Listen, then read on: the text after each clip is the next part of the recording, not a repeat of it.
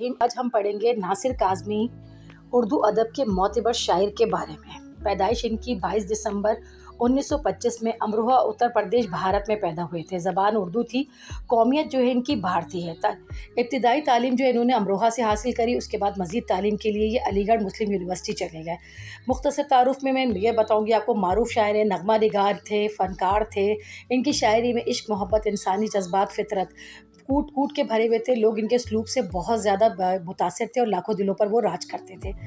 इनका अहम कारनामा, इन्होंने उर्दू शायरी में मुनफरिद असलूब जो है नया असलूब लोगों को दिया। बेशुमार नगमे, नज़में इन्होंने लिखी। सादगी, गहराई और तासीर की शायरी इनकी है।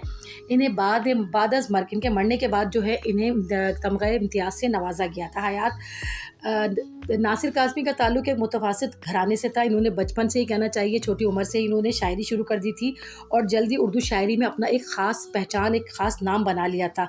बहुत सारे रेडियो, फ़िल्मों के गाने और फ़िल्मी गाने, नग़मे, बहुत सारी चीज़ें इन्होंने लिखी। अहम ख़ुसूसियत में यही ज़्यादा इनकी है कि इंसानियत से गहरा ताल्लुक़ था इनका।